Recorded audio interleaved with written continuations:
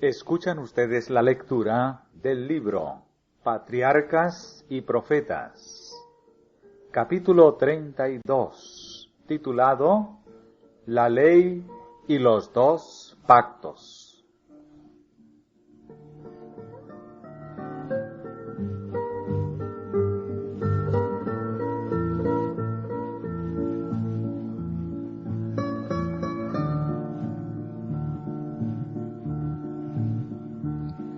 Cuando Adán y Eva fueron creados, recibieron el conocimiento de la ley de Dios.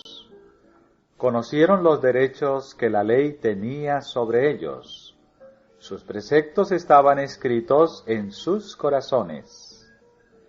Cuando el hombre cayó a causa de su transgresión, la ley no fue cambiada, sino que se estableció un sistema de redención para hacerle volver a la obediencia. Se le dio la promesa de un Salvador, y se establecieron sacrificios que dirigían sus pensamientos hacia el futuro, hacia la muerte de Cristo como supremo sacrificio.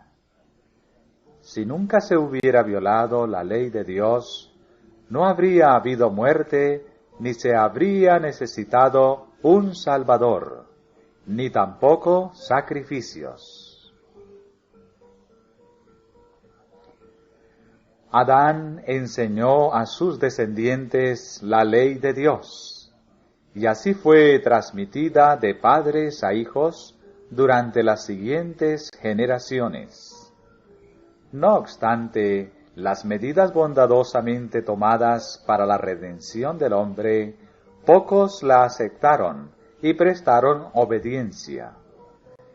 Debido a la transgresión, el mundo se envileció tanto que fue menester limpiarlo de su corrupción mediante el diluvio.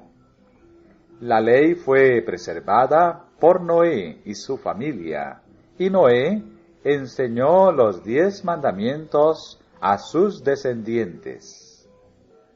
Cuando los hombres se apartaron nuevamente de Dios, el Señor eligió a Abraham, de quien declaró: «Oyó Abraham mi voz, y guardó mi precepto, mis mandamientos, mis estatutos y mis leyes».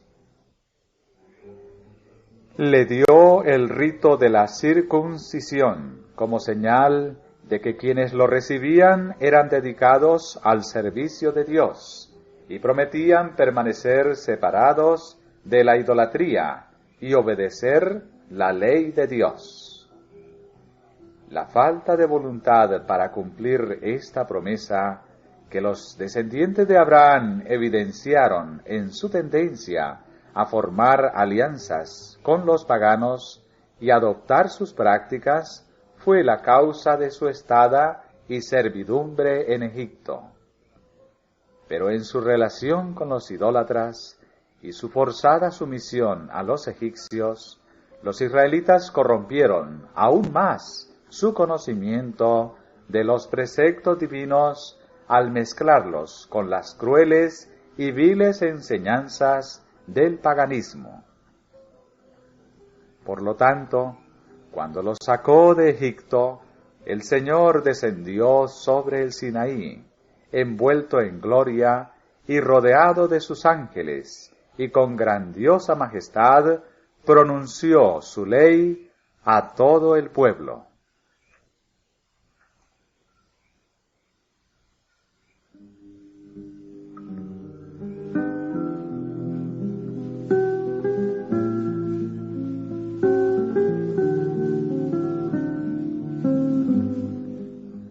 Aún entonces, Dios no confió sus preceptos a la memoria de un pueblo inclinado a olvidar sus requerimientos, sino que los escribió sobre tablas de piedra.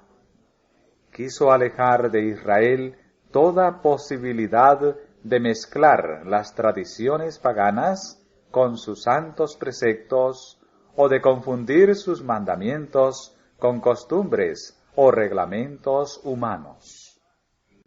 Pero hizo más que sólo darles los preceptos del Decálogo.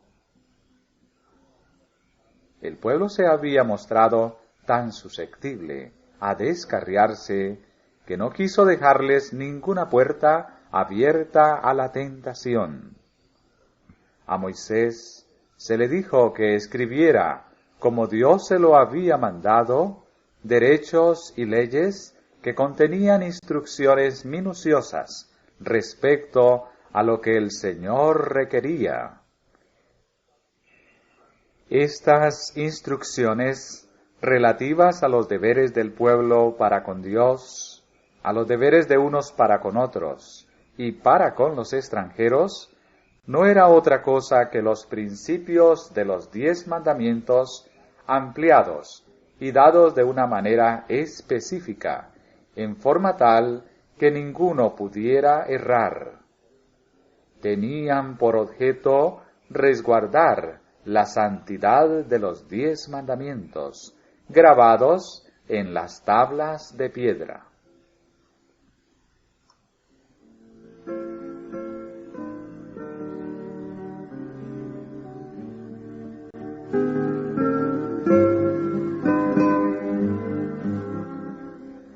Si el hombre hubiera guardado la ley de Dios, tal como le fue dada a Adán después de su caída, preservada por Noé y observada por Abraham, no habría habido necesidad del rito de la circuncisión. Y si los descendientes de Abraham hubieran guardado el pacto, del cual la circuncisión era una señal, jamás habrían sido inducidos a la idolatría, ni habría sido necesario que sufrieran una vida de esclavitud en Egipto. Habrían conservado el conocimiento de la ley de Dios y no habría sido necesario proclamarla desde el Sinaí o grabarla sobre tablas de piedra. Y si el pueblo hubiera practicado los principios de los 10 mandamientos, no habría habido necesidad de las instrucciones adicionales que se le dieron a Moisés.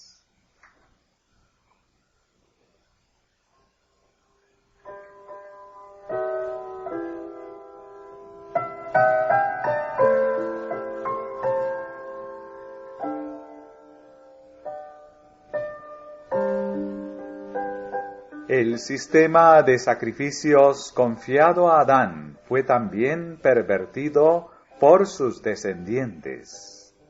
La superstición, la idolatría, la crueldad y el libertinaje corrompieron el sencillo y significativo servicio que Dios había establecido. A través de su larga relación con los idólatras, el pueblo de Israel había mezclado muchas costumbres paganas con su culto. Por consiguiente, en el Sinaí el Señor le dio instrucciones definidas tocante al servicio de los sacrificios. Una vez terminada la construcción del santuario, Dios se comunicó con Moisés desde la nube de gloria que descendía sobre el propiciatorio y le dio instrucciones completas acerca del sistema de sacrificios y ofrendas y las formas del culto que debían emplearse en el santuario. De esa manera se dio a Moisés la ley ceremonial que fue escrita por él en un libro. Pero la ley de los 10 mandamientos, pronunciada desde el Sinaí, había sido escrita por Dios mismo en las tablas de piedra y fue guardada sagradamente en el arca.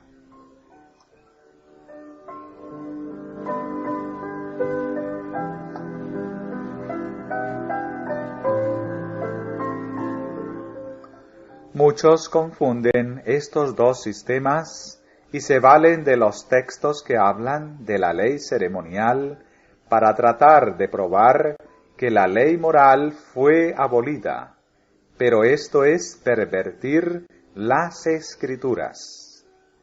La distinción entre los dos sistemas es clara. El sistema ceremonial se componía de símbolos que señalaban a Cristo, su sacrificio y su sacerdocio. Esta ley ritual, con sus sacrificios y ordenanzas, debían los hebreos seguirla hasta que el símbolo se cumpliera en la realidad de la muerte de Cristo, Cordero de Dios, que quita los pecados del mundo. Entonces debían cesar todas las ofrendas de sacrificio. Tal es la ley que Cristo quitó de en medio y clavó en la cruz. Pero acerca de la ley de los 10 mandamientos, el salmista declara: Para siempre, oh Jehová, permanece tu palabra en los cielos. Y Cristo mismo dice: No penséis que he venido para abrogar la ley. De cierto os digo, y recalca en todo lo posible su acerto, que hasta que perezca el cielo y la tierra, ni una jota, ni un tilde perecerá de la ley, hasta que todas las cosas sean hechas. En estas palabras Cristo enseña no sólo cuáles habían sido las demandas de la ley de Dios, y cuáles eran entonces, sino que además ellas perdurarán tanto como los cielos y la tierra. La ley de Dios es tan inmutable como su trono. Mantendrá sus demandas sobre la humanidad a través de todos los siglos.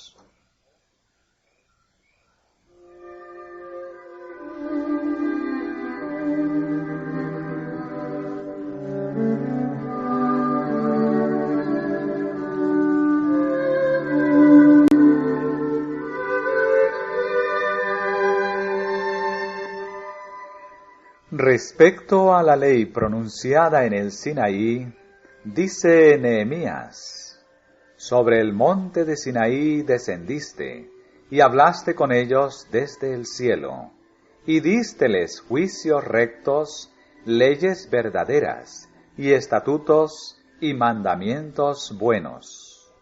Y Pablo, el apóstol de los gentiles, declara: La ley a la verdad es santa, y el mandamiento santo, y justo, y bueno. Esta ley no puede ser otra que el Decálogo, pues es la ley que dice: no codiciarás.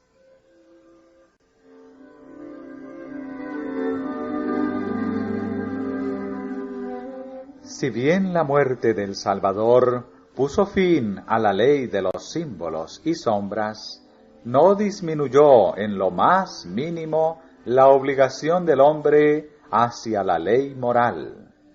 Muy al contrario, el mismo hecho de que fuera necesario que Cristo muriera para expiar la transgresión de la ley, prueba que ésta es inmutable.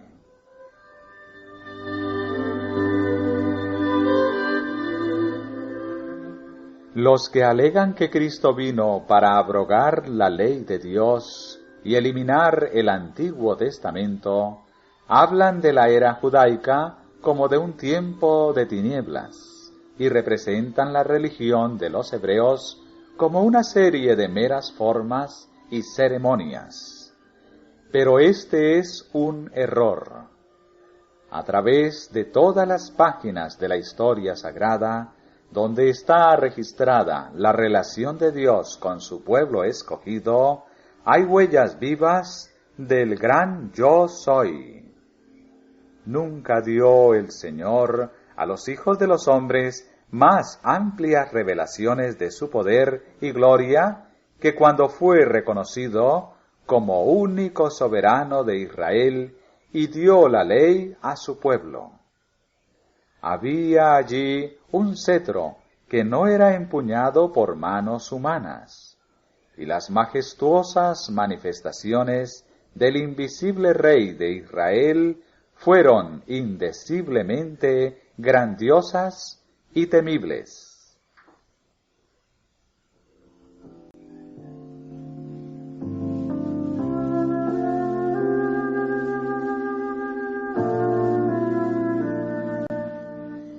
En todas estas revelaciones de la presencia divina, la gloria de Dios se manifestó por medio de Cristo.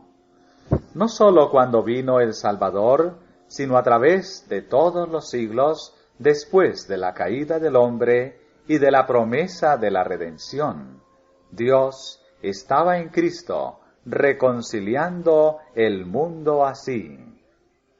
Cristo era el fundamento y el centro del sistema de sacrificios, tanto en la era patriarcal como en la judía.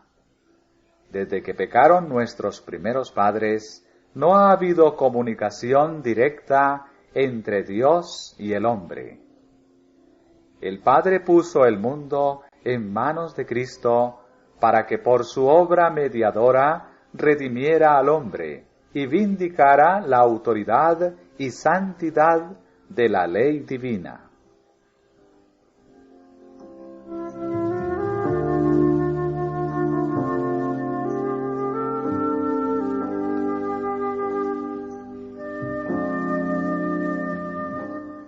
Toda comunicación entre el cielo y la raza caída se ha hecho por medio de Cristo. Fue el Hijo de Dios quien dio a nuestros primeros padres la promesa de la redención. Fue Él quien se reveló a los patriarcas. Adán, Noé, Abraham, Isaac, Jacob y Moisés comprendieron el Evangelio. Buscaron la salvación por medio del sustituto y garante del ser humano. Estos santos varones de antaño comulgaron con el Salvador que iba a venir al mundo en carne humana, y algunos de ellos hablaron cara a cara con Cristo y con ángeles celestiales.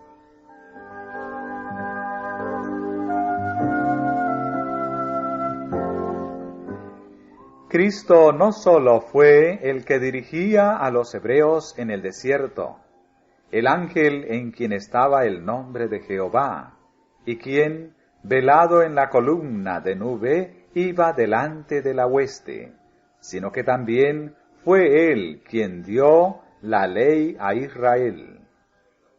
En medio de la terrible gloria del Sinaí, Cristo promulgó a todo el pueblo los 10 mandamientos de la ley de su Padre, y dio a Moisés esa ley grabada en tablas de piedra.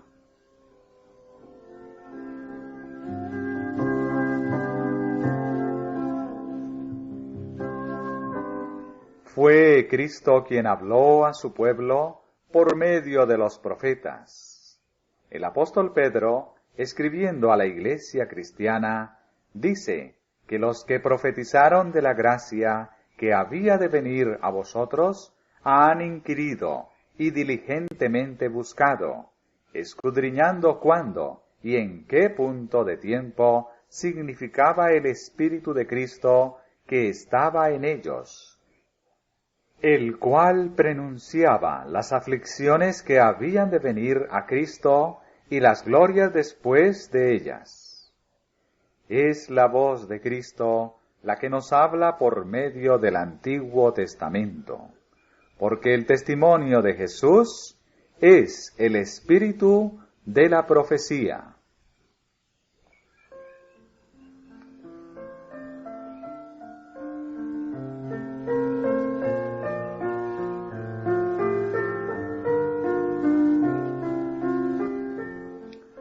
En las enseñanzas que dio cuando estuvo personalmente aquí entre los hombres, Jesús dirigió los pensamientos del pueblo hacia el Antiguo Testamento. Dijo a los judíos: escudriñad las Escrituras, porque a vosotros os parece que en ellas tenéis la vida eterna, y ellas son las que dan testimonio de mí. En aquel entonces, los libros del Antiguo Testamento eran la única parte de la Biblia que existía. Otra vez, el Hijo de Dios declaró: a Moisés y a los profetas tienen, óiganlos. Y agregó: si no oyen a Moisés y a los profetas, tampoco se persuadirán si alguno se levantare de los muertos.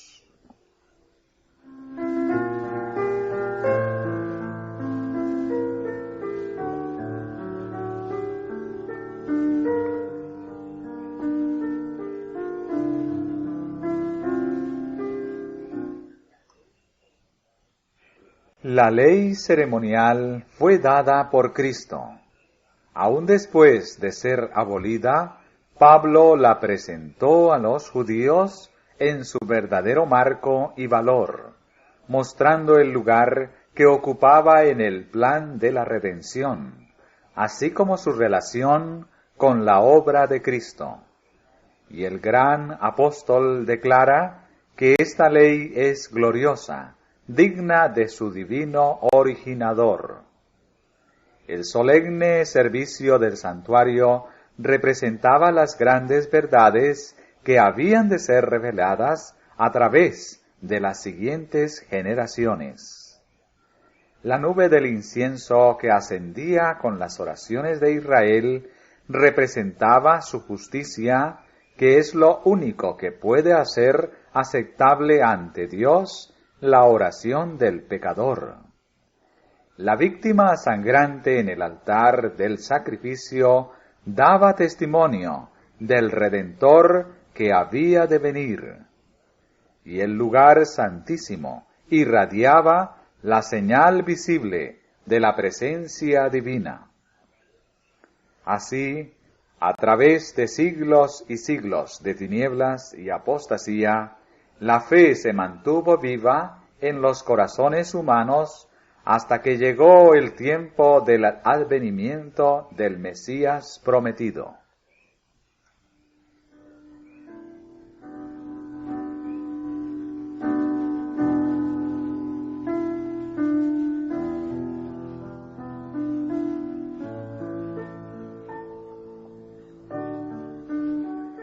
Jesús era ya la luz de su pueblo, la luz del mundo, antes de venir a la tierra en forma humana. El primer rayo de luz que penetró la lobreguez en que el pecado había envuelto al mundo provino de Cristo, y de él ha emanado todo rayo de resplandor celestial que ha caído sobre los habitantes de la tierra. En el plan de la redención, Cristo es el Alfa y la Omega, el primero y el último.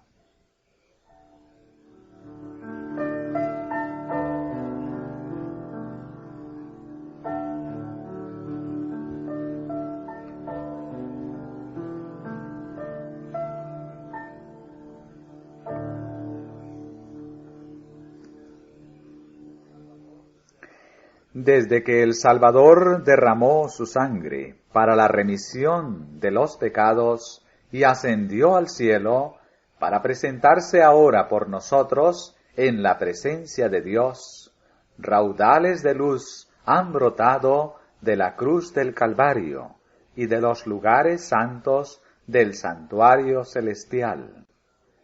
Pero porque se nos haya otorgado una luz más clara, no debiéramos menospreciar la que en tiempos anteriores fue recibida mediante símbolos que revelaban al Salvador futuro. El Evangelio de Cristo arroja luz sobre la economía judía y da significado a la ley ceremonial. A medida que se revelan nuevas verdades y se aclara aún más lo que se sabía desde el principio, se hacen más manifiestos el carácter y los propósitos de Dios en su trato con su pueblo escogido. Todo rayo de luz adicional que recibimos nos hace comprender mejor el plan de redención, cumplimiento de la voluntad divina en favor de la salvación del hombre. Vemos nueva belleza y fuerza en la palabra inspirada y la estudiamos con interés más profundo y concentrado.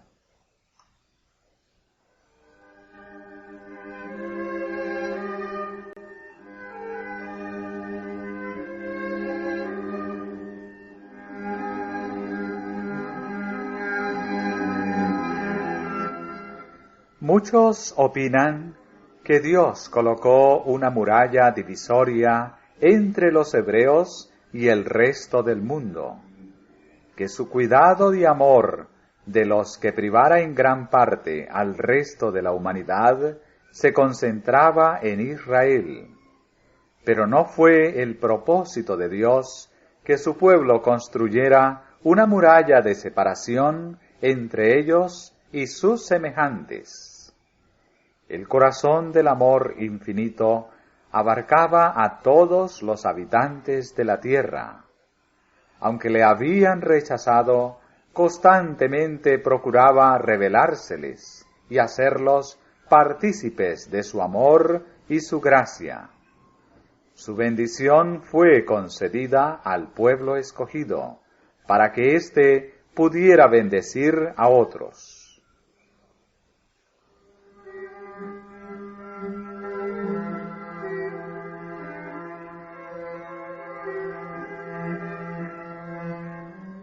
Dios llamó a Abraham, le prosperó y le honró, y la fidelidad del patriarca fue una luz para la gente de todos los países donde habitó.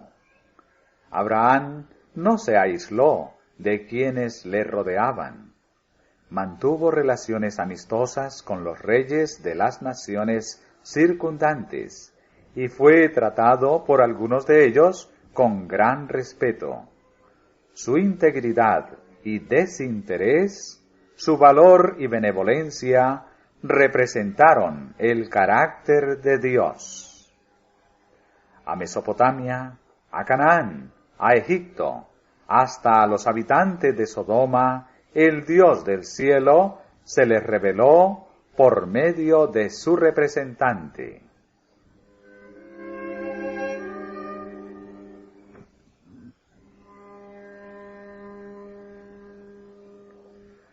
Asimismo, se reveló Dios por medio de José al pueblo egipcio y a todas las naciones relacionadas con aquel poderoso reino.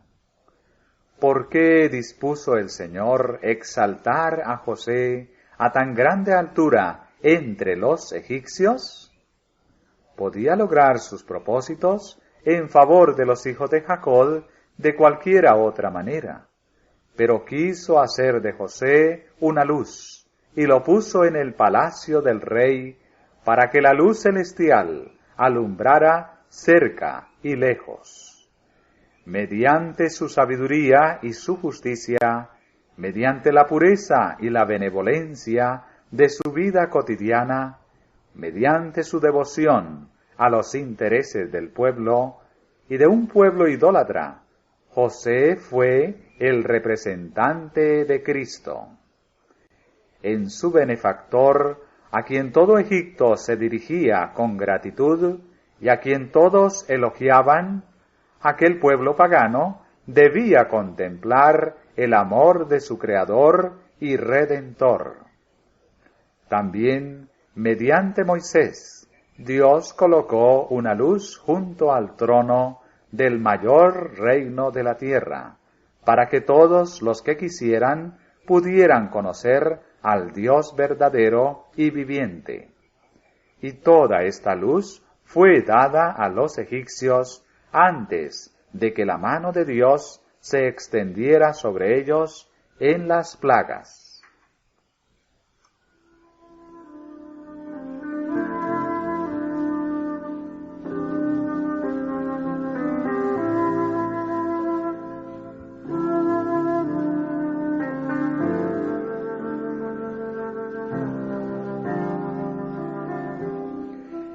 Mediante la liberación de Israel de Egipto, el conocimiento del poder de Dios se extendió por todas partes.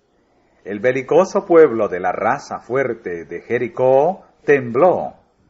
Dijo Raac: oyendo esto, ha desmayado nuestro corazón, ni ha quedado más espíritu en alguno por causa de vosotros. Porque Jehová vuestro Dios es Dios arriba en los cielos y abajo en la tierra. Varios siglos después del Éxodo, los sacerdotes filisteos recordaron a su pueblo las plagas de Egipto y lo amonestaron a no resistir al Dios de Israel.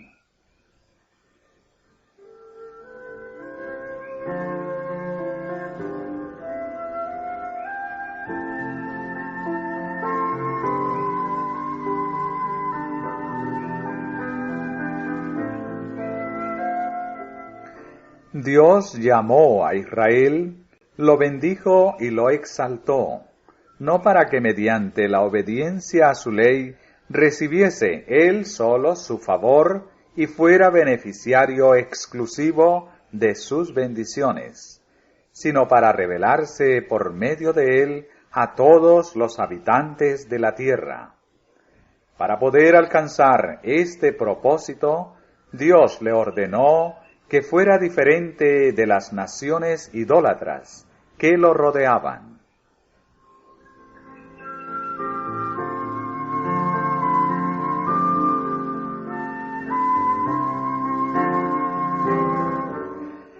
La idolatría y todos los pecados que la acompañaban eran abominables para Dios, y ordenó a su pueblo que no se mezclara con las otras naciones, ni hiciera como ellos hacen, para que no se olvidaran de Dios. Les prohibió el matrimonio con los idólatras, para que sus corazones no se apartaran de él. Era tan necesario entonces como ahora que el pueblo de Dios fuese puro, sin mancha, de este mundo. Debían mantenerse libres del espíritu mundano, porque éste se opone a la verdad y la justicia. Pero Dios no quería que su pueblo, creyendo tener la exclusividad de la justicia, se apartara del mundo al punto de no poder ejercer influencia alguna sobre él.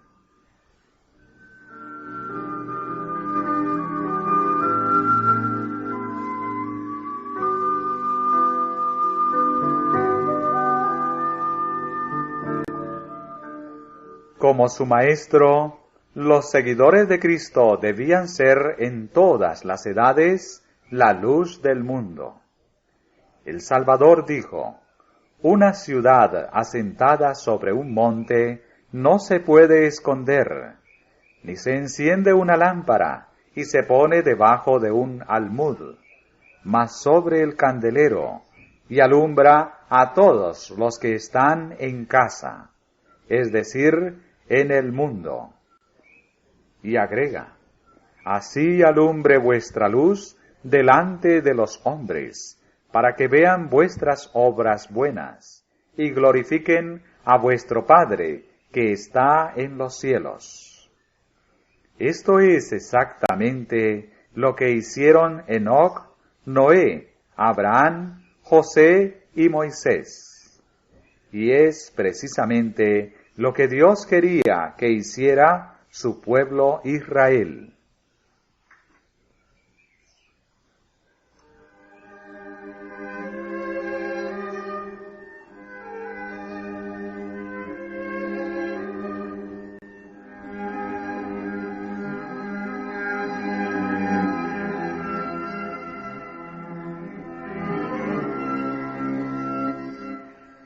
Fue su propio corazón malo e incrédulo, dominado por Satanás, lo que los llevó a ocultar su luz en vez de irradiarla sobre los pueblos circunvecinos.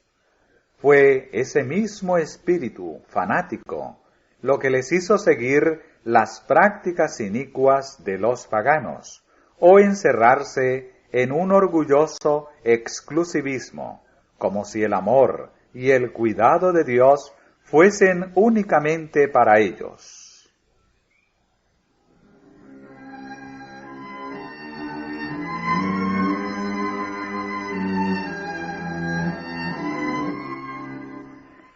Así como la Biblia presenta dos leyes, una inmutable y eterna, la otra provisional y temporaria, así también hay dos pactos. El pacto de la gracia se estableció primeramente con el hombre en el Edén, cuando después de la caída se dio la promesa divina de que la simiente de la mujer heriría a la serpiente en la cabeza. Este pacto puso al alcance de todos los hombres el perdón y la ayuda de la gracia de Dios para obedecer en lo futuro mediante la fe en Cristo. También les prometía la vida eterna si eran fieles a la ley de Dios. Así recibieron los patriarcas la esperanza de la salvación.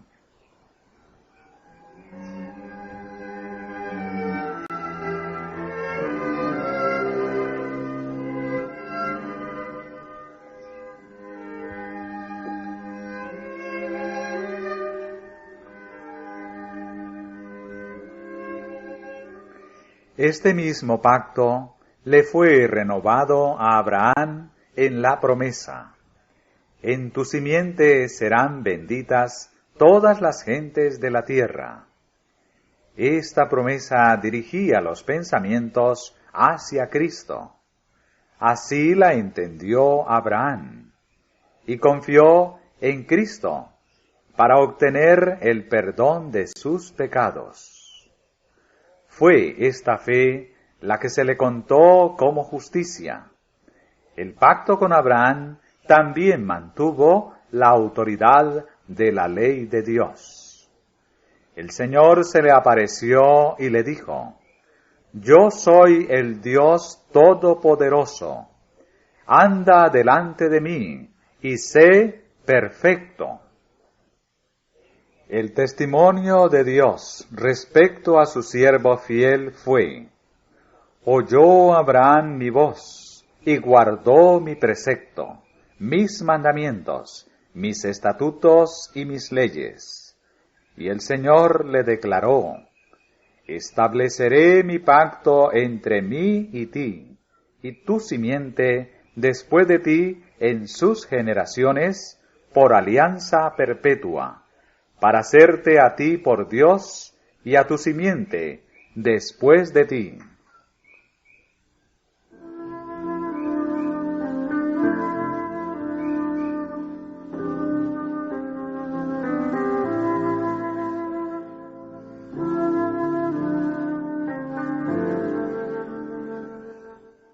Aunque este pacto fue hecho con Adán y más tarde se le renovó a Abraham, no pudo ratificarse sino hasta la muerte de Cristo. Existió en virtud de la promesa de Dios desde que se indicó por primera vez la posibilidad de redención. Fue aceptado por fe. No obstante, cuando Cristo lo ratificó, fue llamado el Pacto Nuevo. La ley de Dios fue la base de este pacto, que era sencillamente un arreglo para restituir al hombre a la armonía con la voluntad divina, colocándolo en situación de poder obedecer la ley de Dios.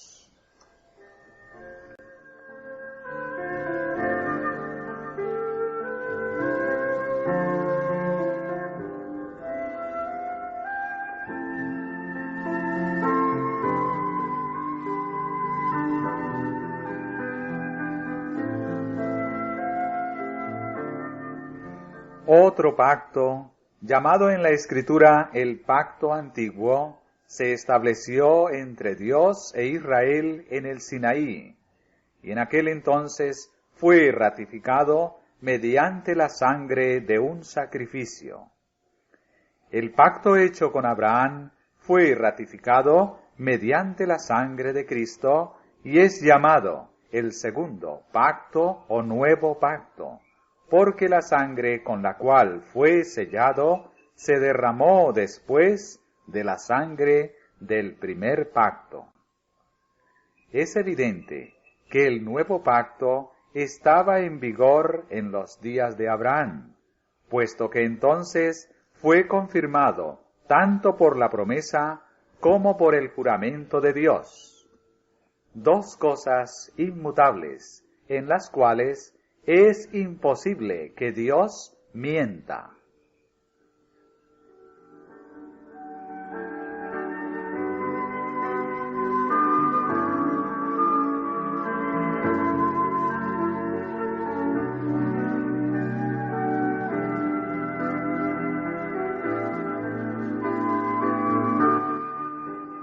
Pero si el pacto confirmado a Abraham contenía la promesa de la redención, ¿por qué se hizo otro pacto en el Sinaí?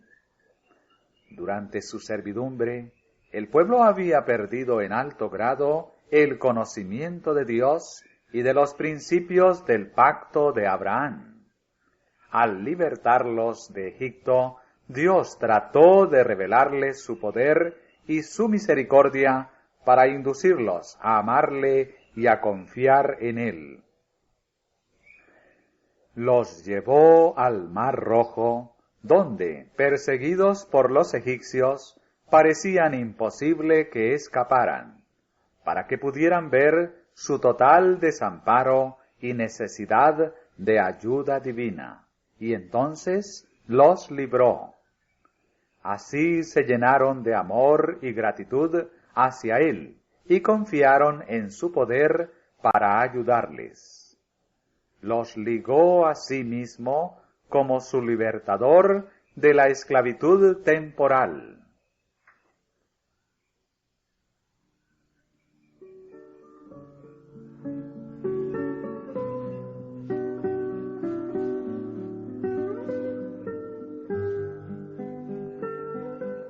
Pero había una verdad aún mayor que debía grabarse en sus mentes.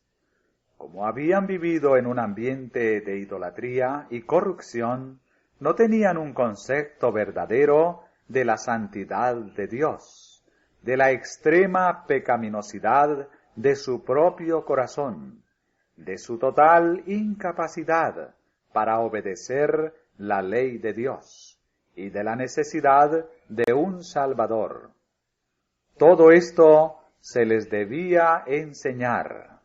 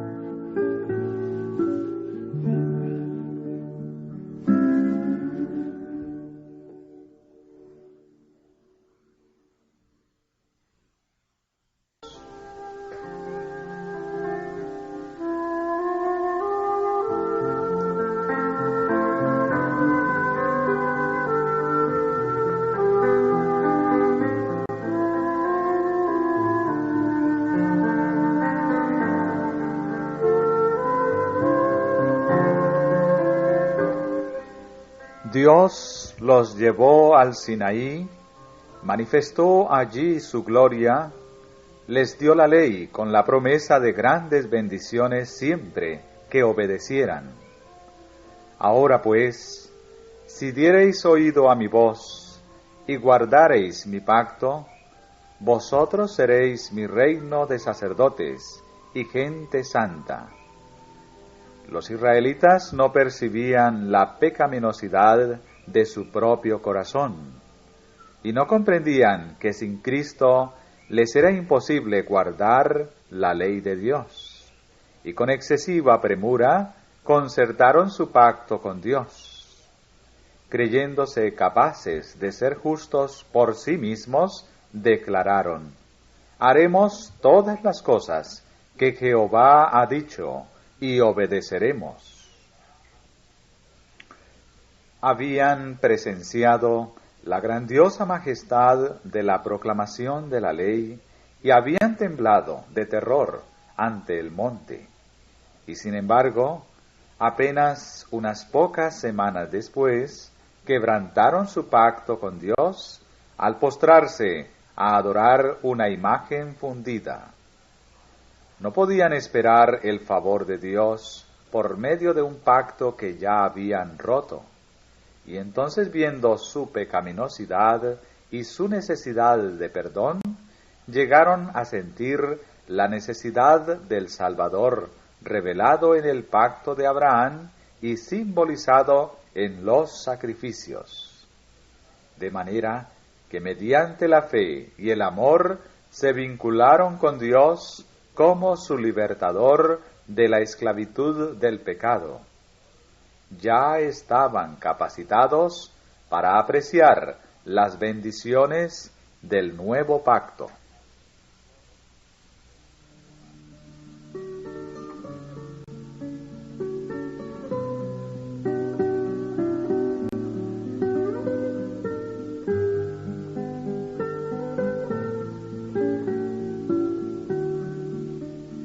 Los términos del pacto antiguo eran: obedece y vivirás.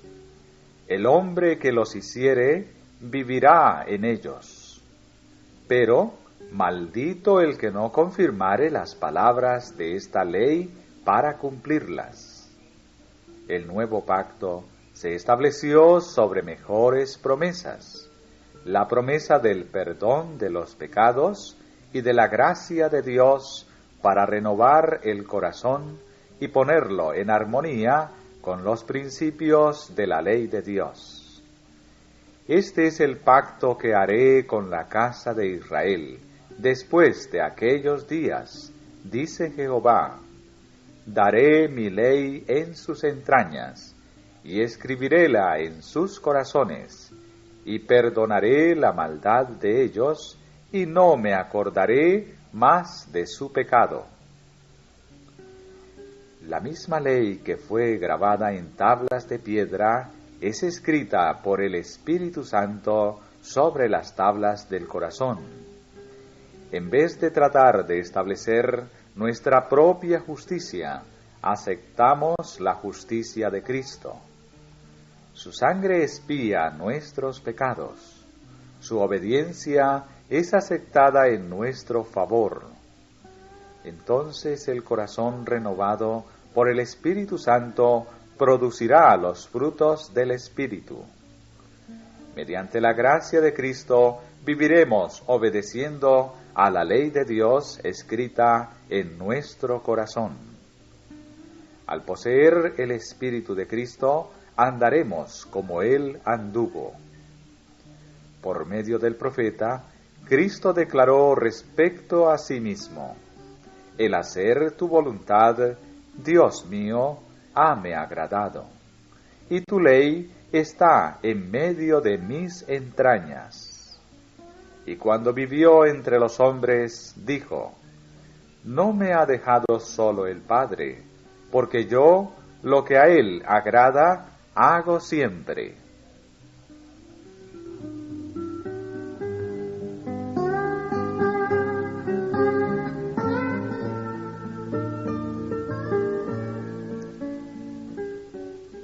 El apóstol Pablo presenta claramente la relación que existe entre la fe y la ley bajo el nuevo pacto.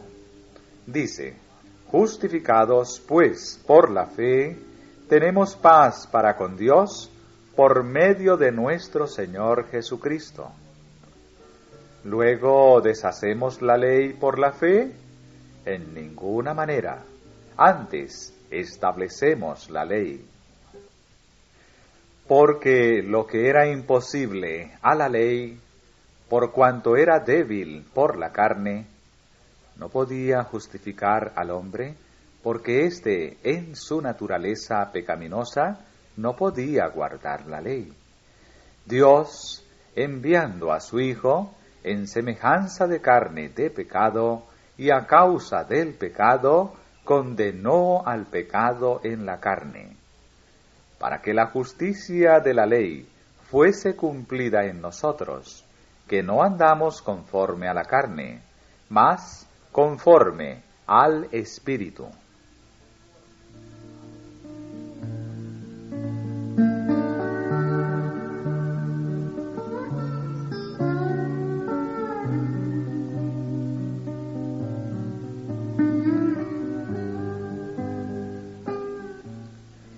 La obra de Dios es la misma en todos los tiempos, aunque hay distintos grados de desarrollo y diferentes manifestaciones de su poder para suplir las necesidades de los hombres en los diferentes siglos. Empezando con la primera promesa evangélica y siguiendo a través de las edades patriarcal y judía, para llegar hasta nuestros propios días, ha habido un desarrollo gradual de los propósitos de Dios en el plan de la redención. El Salvador, simbolizado en los ritos y ceremonias de la ley judía, es el mismo que se revela en el Evangelio. Las nubes que envolvían su divina forma se han esfumado. La bruma y las sombras se han desvanecido, y Jesús, el Redentor del mundo, aparece claramente visible. El que proclamó la ley desde el Sinaí y entregó a Moisés los preceptos de la ley ritual, es el mismo que pronunció el sermón sobre el monte. Los grandes principios del amor a Dios que él proclamó como fundamento de la ley y los profetas, son sólo una reiteración de lo que él había dicho por medio de Moisés al pueblo hebreo. Oye, Israel, Jehová nuestro Dios, Jehová uno es, y amarás a Jehová tu Dios de todo tu corazón y de toda tu alma y con todo tu poder, y amarás a tu prójimo como a ti mismo. El Maestro es el mismo en las dos dispensaciones. Las demandas de Dios son las mismas. Los principios de su gobierno son los mismos, porque todo procede de aquel en el cual no hay mudanza, ni sombra